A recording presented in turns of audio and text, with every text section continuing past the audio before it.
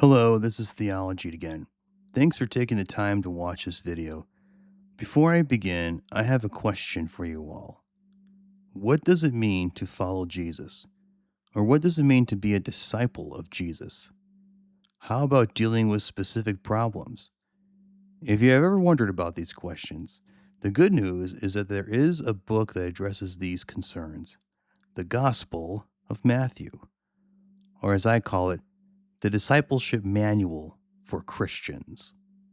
The Gospel of Matthew addresses all these Christian issues: Old Testament law, anger, prayer, lust, dealing with enemies, worship, worry, money, missionary work, forgiveness, apologetics, dealing with fellow Christians, sex, giving, humility, self sacrifice, the end of the world, judgment, righteousness. If you want to know how to handle these things, Matthew answers all these questions in his Gospel. Now, there is something else I was thinking about too, and I should have done this the previous video, but I wanted to give some basic background information to Matthew's Gospel before starting this video. I think it would be helpful for you all just to know where Matthew is coming from. The time of writing. Without going too much into the debate on what date Matthew wrote his Gospel, the best date is somewhere around after AD 60, but before AD 70. I believe 2 points of evidence support this. First, the destruction of the Jerusalem temple in AD 70 is not mentioned in Matthew's Gospel. Considering that Jesus predicted the destruction of the temple in his Gospel, it would be odd if Matthew didn't say something like, "and this prophecy was fulfilled."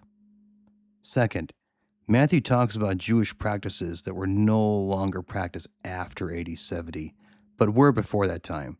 This includes things like the temple tax, temple offerings, purity rituals, or things like that. This evidence would point to a date between AD 60 and AD 70. Audience. Matthew wrote his gospel to Jewish Christians. How do we know this? First, Matthew records Jesus' commands given to his disciples. This would make sense if this was written to Christians, since non-Christians would not be concerned with such commands. Second, there are many Old Testament quotations in this gospel. Matthew does this for apologetic reasons, to show that the Old Testament points to Jesus as the Messiah. Obviously, only Jews would get these quotations and not Gentiles. Based on this evidence, Matthew wrote this gospel to Jewish Christians. The purpose of Matthew. Matthew writes to Jewish Christians to show them how to live out their newfound Christian faith and show that Jesus fulfills the Old Testament. Thank you for listening to this mini lesson on Matthew. And now, on to the Greek reading.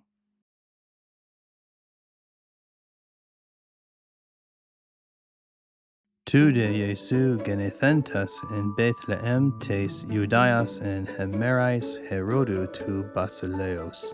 Idu, magoi apa anatalon par genanta es hiera saloma. Legantes, hu esten ha tekthes Basileos ton Judaion. Edemengar autu tan astera ente anatale, kai elthamen proskunesai auto. Accusas de ha Basileos Herodes et tarakthe, kai passa hieres saluma metautu. Kai synagogo pantas tus archieres, kai grammates tu lau, et puthanenta par auton pu ha crustas ganatai. Hoi de epan auto. In Bethlehem tes Judaias, hutas garga graptai dia tu prophetu. Kai su, Bethlehem, ge Juda, udamos elakiste en tois hegamasan Juda, ex sugar exelucitai hegumenas, hostis poimane talan mutan Israel. Tata Herodas lathra kalesas tus magus, ekribasen paroton tan chronon tu phainamenu asteras. Kai pempsas autus eis Bethlehem epen.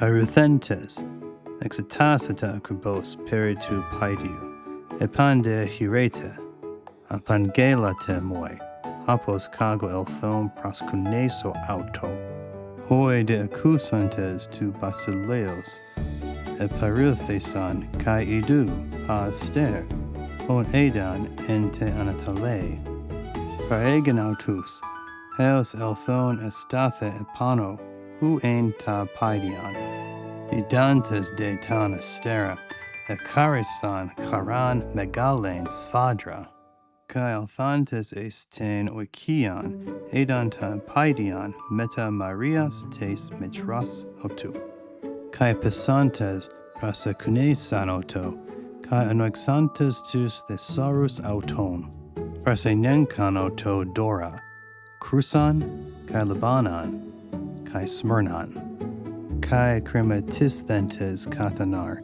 man acampsai pras herodain, di ales hadu anakoresan es ten koran auton.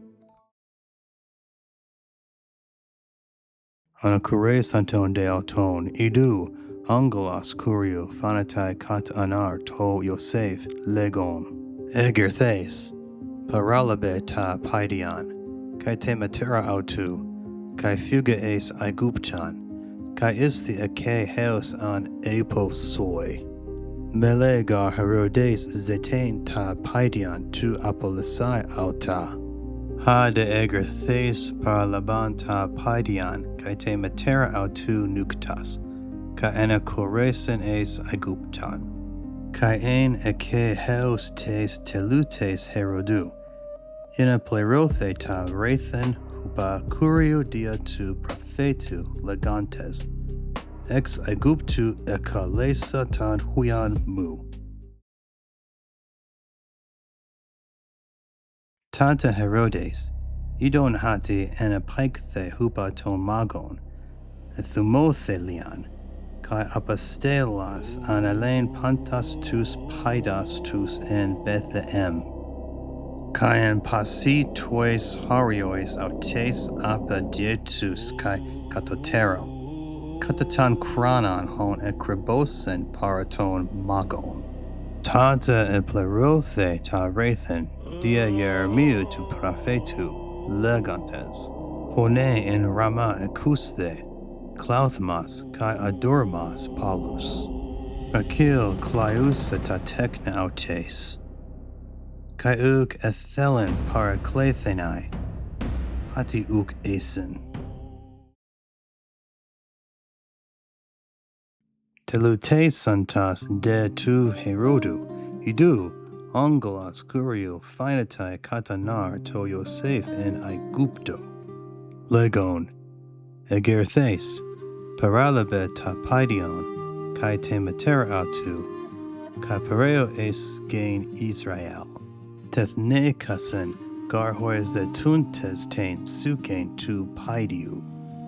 Ha de egerthes paralaben ta paidion, kai te matera autu, kai es elthain es gain Israel. Acusas de hati archelaus basalue tes Jodias, antitu patras atu Herodu, ephebethe eke apelthain. Crematistes de kat anar, anacoresen es ta meretes Galileas. Kai althon katokasen es palin legamenain Nazareth. Apos plerothe ta rathen diaton propheton, hati nazorias klethesetai. Welcome everyone to the New Testament Greek Commentary and Devotional. So before we get started, I'd like to go ahead and just say a really quick prayer, and then we'll go ahead and begin. Father God, we thank you for this day, and we thank you for another day where you give us just breath and life. Heavenly Father, I just pray and ask that as we go through this commentary, or not commentary, as we go through the this book, just pray and ask, give me the right words to speak, and help us to become better. Let your Holy Spirit work through this. Pray things in your Son's name, amen. Okay, so the first thing I want to talk about is right over here. So this little underlined part here. I want to talk a little bit about translation first. Now, you probably noticed in my translation, I use the participle quite a bit. So, for example, participle like in English, right? Like you say eating, or or has eaten, or having eaten, right? In Greek, knowing how to translate the participle is very important. Here's an example of one here, genethentos. This means like it can mean having been born, right? Participle translation is really important if you want to master the Greek language. There's all kinds of things you have to know, like substantival participles, predicate participles, adjectival participles, adverbial ones. The adverbial ones tend to be very tricky because they can be translated using a variety of ways, like circumstantial. Let's see, time, man. I'm trying to back and agree with it. Time, manner, purpose, circumstantial, means, and some other ways that's not coming to my head. But a lot of times you'll see in the text when I translate participles, I'll say like walking or having walked. And I usually try to keep it that way just to show that there is a participle there. Sometimes if it's not, if it's not possible for the text to make sense, I'll say like after having visited or after eating or by eating or whatever like that. So I'm sure there's going to be some Greek scholar out there that's going to say, well, that's not actually true there, theology. It really means, well, I do apologize about that. So, give you a little Greek lesson here. Now, in this passage, there is the nature of the Magi. Who are these Magi? And what exactly are they doing? So, generally speaking, the Magi, there's been a little bit of debate about where they come from, what exactly did they study, things like that. The Magi, they likely come from either Babylonia or Persia, is likely where they came from. And you can tell because they come from the east, right? And they were Babylonia and Persia are east of Israel. Who exactly were they? It seems to me like there's a couple things. They looked at the stars, right? So some people call them astronomers or even astrologers. And of course, these were also people that also did things like study magic and things like that. Now, I know someone's going to say in the Old Testament, magic, doing things like practicing magic, astrology are condemned as sin in the Bible. So is Matthew giving his approval of the Magi? No. He's just you'll see why he brings this up. One other thing too about translation. Some people translate this as wise men. Some translations do. You probably heard of a hymn called "We Three Kings." Yes, it's about them. It's about them. So, yeah, but these are just.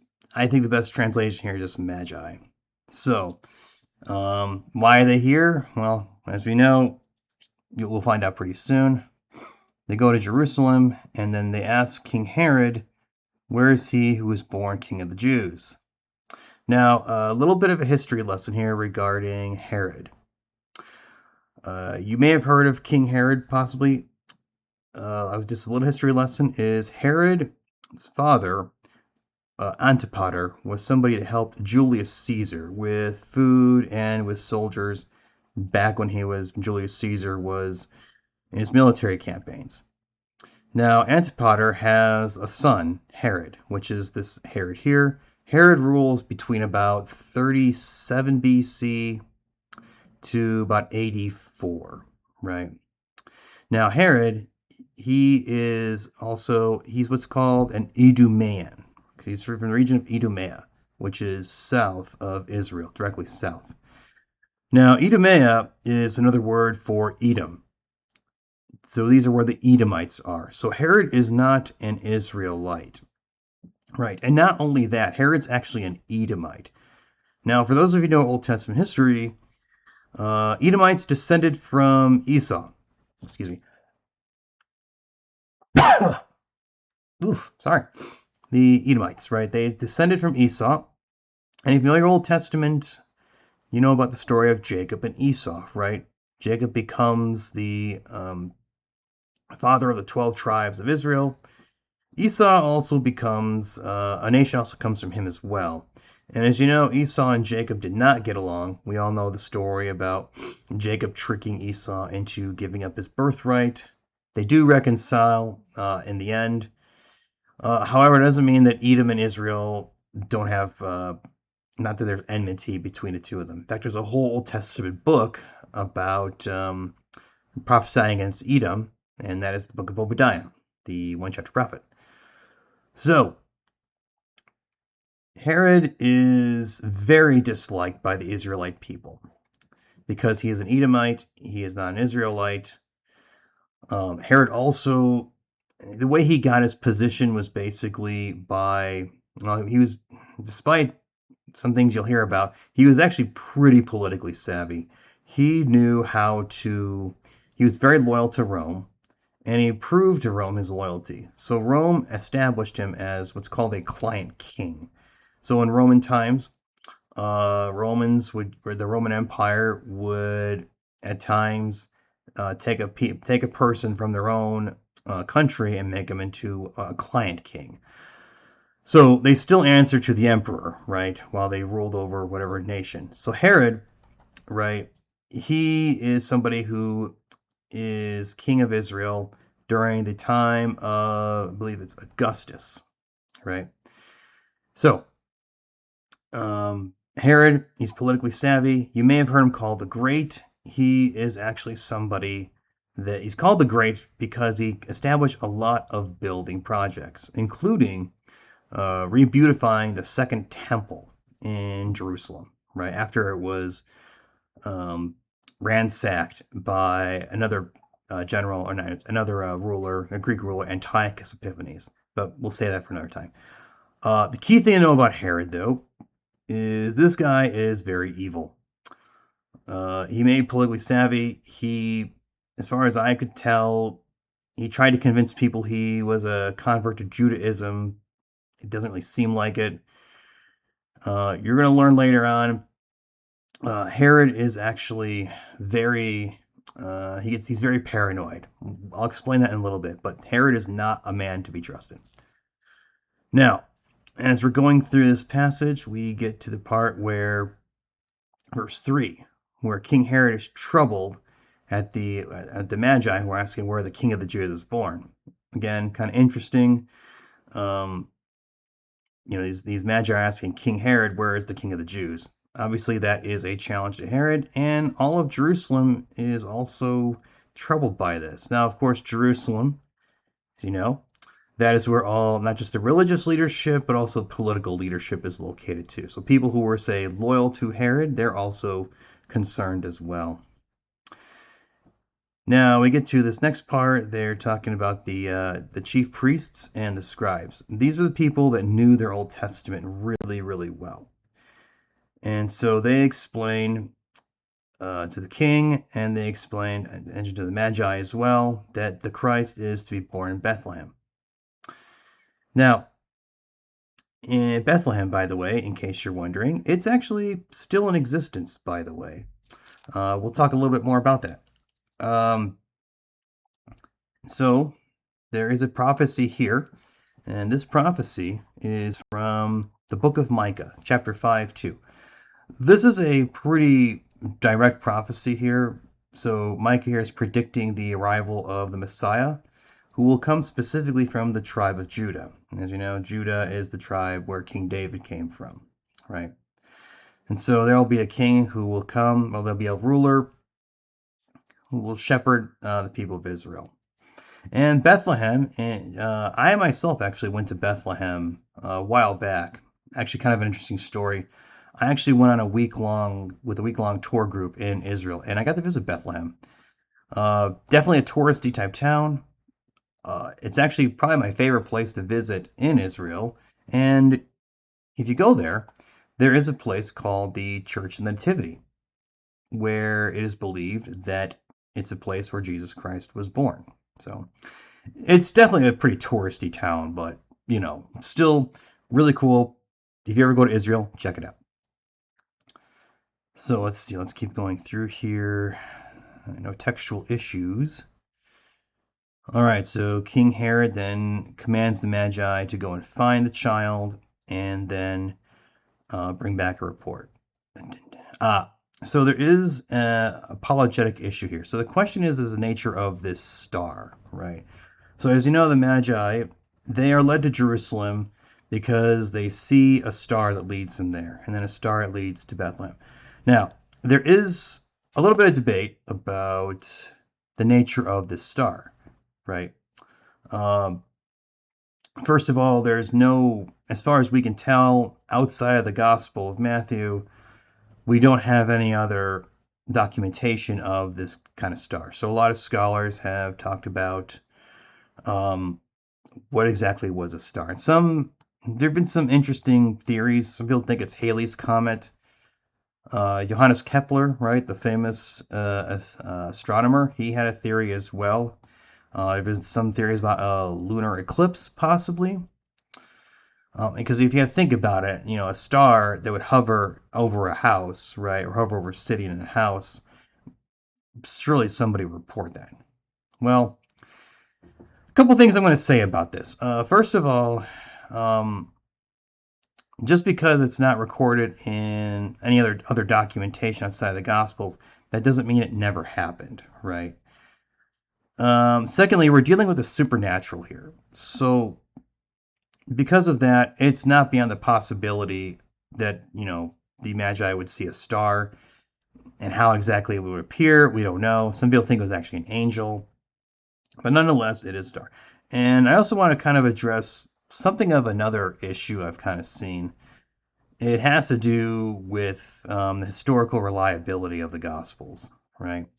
It seems to me a lot of times that people are very quick to dismiss the historical reliability as if it's not recording historical or history, right? That it's just maybe legend or myth or things like that. One thing I will say is I think that a lot of that is the doubt is actually very presuppositional, I would say. It presumes a non supernatural worldview, right?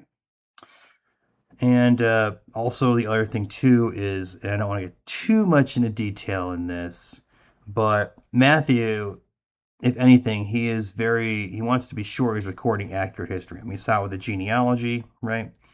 So I don't think there's any reason, and I know I'm going to come off biased on this, but I don't think there's a reason to doubt this event happened. There's no reason for that. Right. Anyway, so let's keep going. The Magi come. Now, Jesus is probably, as you'll find, he's probably about maybe almost 2 years old or maybe 2 years old. So these Magi don't visit Jesus when he's born. They visit him a little bit later in Bethlehem. Okay, let's keep going. They open up the gold calves. Kind of my little thing. I think the gold and frankincense and myrrh.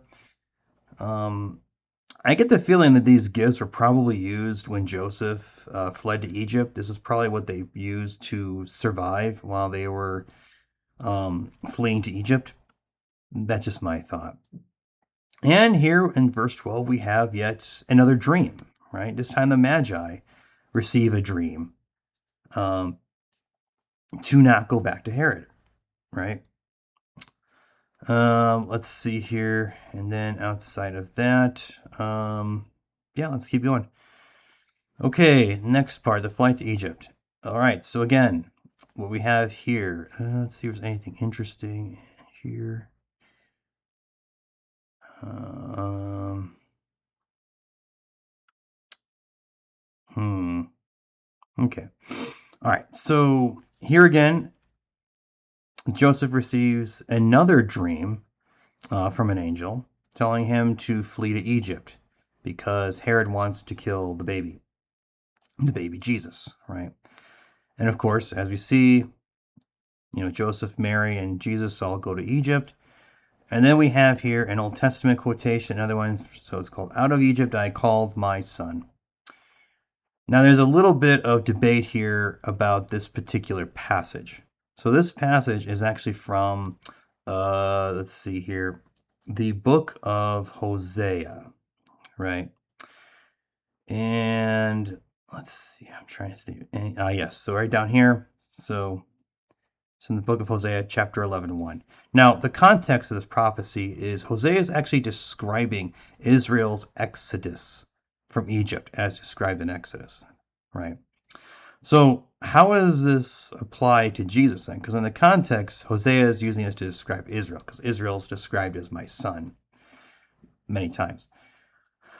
Well, this is kind of the issue with Old Testament prophecy is there are quite a few times, like I said, where it's not a literal prophecy. Sometimes the prophecy can be what's called typological, right? And typological, that means it's like fulfilling a pattern, like there's a similar pattern. So, like, for example, just as God called Israel out of Egypt, as you're going to see later on, God will also call Jesus, his son, out of Egypt.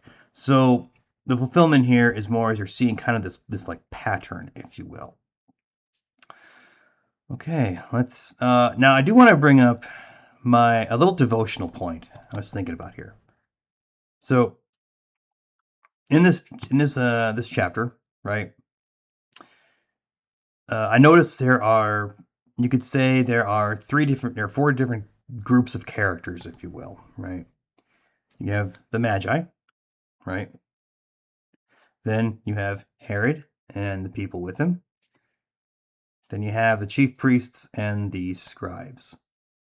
Okay. And then you have the fourth character, which is Jesus and his family, right? We'll treat these as groups. Now, notice these three groups have some interesting reactions when they hear the news of Jesus being born. So we have here King Herod and people with him, right? Herod is actually afraid of Jesus, right? He's so afraid that he actually wants to kill Jesus, right? He sees Jesus as an enemy. And that's really, really sad to see that. Next up, you have chief priests and the scribes. Now, these characters are also kind of interesting too because these are people that know the Old Testament very well. They know all the prophecies, right? And they know actually that Jesus Christ, or the Messiah, is to be born in Bethlehem, right? Now, these scribes are interesting as well because I would think if you knew this information, you would want to see where Jesus was. You would think these scribes and chief priests would want to go and see the Messiah with the Magi, right? But interestingly enough, they just seem almost kind of passive. And then you have the Magi, right? You have these astrologers, right? They see the star, they go and visit Jesus, and if you notice in verse 10, they rejoice with exceedingly great joy, and they give Jesus and his family's gifts for a king, right? Now, this is interesting because these Magi, they're not Israelites. They don't have Old Testament revelation. Yet, through how they through their study, they arrived that Jesus, the King of the Jews, was born, right? So you have three different reactions to Jesus. From Herod, you see Jesus as an enemy, or he sees Jesus as an enemy. From chief priests and scribes, he is seen as they just don't do anything, right? It's just business as usual. Maybe they had their reasons for maybe not trying to pursue this more. Maybe they were afraid of Herod. Maybe they didn't want to come off as weird. Maybe they didn't want to possibly, as we'll learn from Herod's character later on, put themselves in danger. Right? But then you have these magi, right? Now these magi, they don't have Old Testament revelation. They rejoice when they see Jesus, and they bring him gifts. And I think here what Matthew's trying to show is, as far as the devotional point goes, three character reactions to Jesus. Now, my point to you, I want you to think about, and I myself think about this a lot, is which character are you, right? Are you King Herod? You see Jesus as the enemy. You don't want to follow him, but you oppose him. Are you the chief priests and scribes, right? Maybe you have the knowledge, but you don't act on it, right? Or maybe you're the magi, right? Sorry. You have limited knowledge, but you follow through, and you rejoice when you see Jesus. Obviously, the magi is the ideal response, right? So my question for you all is, what is your response to the Lord Jesus Christ, right? Do you oppose him? Do you do nothing? Or do you follow him and rejoice? Think about that. Okay, let's get going. Verse 18. So let's see here. Rage, kill the baby Bethlehem. Okay. There's actually a couple interpretive, one apologetic and one interpretive. The first question is the slaying of the babies in Bethlehem that are 2 years old and below. Now, outside of the Gospels, this again is another event that is not recorded outside of the Gospel of Matthew. So people have doubted whether this story is accurate, right? A couple things I do want to say about this. One, we shouldn't necessarily presume that there's nothing wrong with like skepticism and that, but to just doubt the story right off the gospel, just off the get-go, there may be some presuppositional thinking with that, especially considering Matthew is concerned for history. Secondly, the other part about King Herod that is about his character is he is also, towards the end of his life, he was really, really paranoid. In fact, he was so paranoid that other people would come and try to take over. He actually had his 2 wives executed. He had 3 of his sons also killed as well because he thought they were conspiring against him. So this event here, it would certainly be within Herod's character to do something like this, right? So, and again, the other point maybe is that Bethlehem's actually and back in Jesus' time, is actually a very, very small village. This may have been just so small that maybe people it just kind of got looked over, right? Bethlehem is still very small, by the way. If you go there in Israel, it's pretty touristy and it's pretty small, but it's a great place to go. I highly recommend it. All right, now the next thing is the interpretive issue is this passage here. This isn't as bad as, say, the Hosea passage, but it's about Rachel, about voice in Ramah, weeping and grieving, Rachel weeping for children and refusing to be comforted because they are no more. In the context of this actually happens, the verses right before the Babylonian exile, as the prophet Jeremiah reports. So this verse happens, Jeremiah pronounces this prophecy right before Israel or Judah is about to be carried off by Babylon. This is back in 587 BC. Now, the immediate passage after this is about the return of the Israelites back to Judah. So here, this is also a little bit of a typological one in a sense, because what you're going to see is, and kind of in a spiritual sense, you could say, Israel's exile, if you will, is about to come to an end because Jesus will come back back to Israel. So, and hold on. We have ourselves a textual variant right here. So let's actually, I'm just kind of curious. Has anything else come up?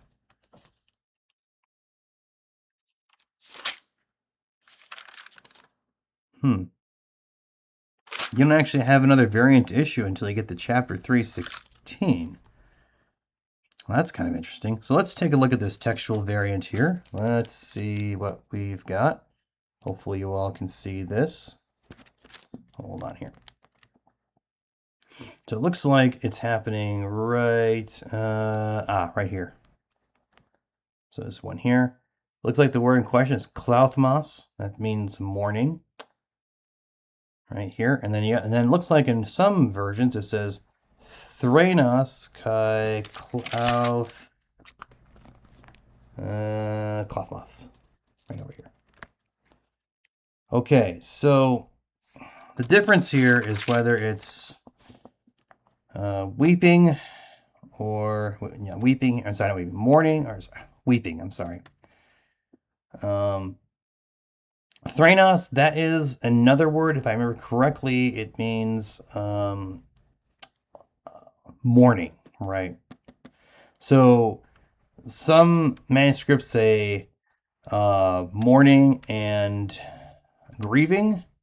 Some say, I'm sorry, I'm going to mix up the words here because they're so similar. Grieving and, grieving and weeping and mourning. Now, again, does this actually change anything as far as the meaning of the passage or anything like that? No. It looks like they added, there's an extra, some of them have an extra word here. It could possibly be, let's see, again, I'm trying to think if there's any, what might be a possible reason. I don't really know. As you can kind of see here, it looks like the textual critics gave this a B, so there's some doubt with this. So there's a possibility it could be this one. But let's go going. That's kind of interesting. There's no textual variance, and not until 3:16. That's the only one in chapter 2. Okay, let's keep going. Let's see here. Dies.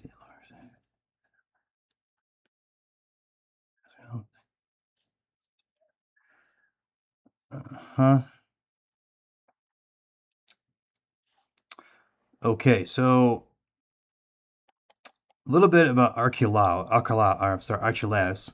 This is Herod's son. So Bethlehem is in Judah, and this is Herod's son, Archelaus, right? Joseph fears him because he is Herod's son, and he has good reason to as well, considering his father tried to kill Jesus.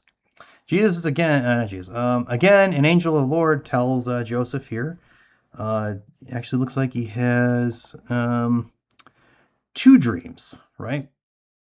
So one to go back to Egypt, and another one, or back to Israel, and the other one to go to Galilee, which is north of where he's at. Okay. We'll talk more about Galilee later. I know I gave you guys quite a bit of history lessons, so I don't want to bore you too much. The big interpretive issue here is this verse here, or at the end of verse 23. There is another prophecy that Jesus will be called a Nazarene when Jesus and the family flee to Nazareth in Galilee. Now, if you notice, these words are not in bold, right? And that is because this, he will be called a Nazarene, is not actually in the Old Testament. There's no verse that says that. So the question is, what exactly is Matthew saying when the word of the Lord is fulfilled through the prophets, right? Well, it's interesting. He actually uses the plural form of prophets, right? Propheton, right? So the best answer for this is it's not really a direct like quotation. It's like a composite quotation. Like it's what he's like gaining from several prophets. Which ones? I don't have the answer off the top of my head. Excuse me. Although it's kind of interesting here, if you look on the bottom here, where they tell you where the quotation comes from, they mention Judges 13:5 and 7, and Isaiah 11:1 and 53:2. So it probably is from there. Okay. All right. So that covers Matthew chapter 2. Thank you all for listening. I do appreciate that. If you like what you heard, you like what you see, go ahead and subscribe to my channel. And this week, I hope to be able to do Matthew 3. We're going to go ahead and take a look at that. If you didn't like what you saw, just let me know in the comments. Love to hear your guys' thoughts. And again, thanks for listening. And I will say this, until the next time that we meet, right? I want you all to stay theological.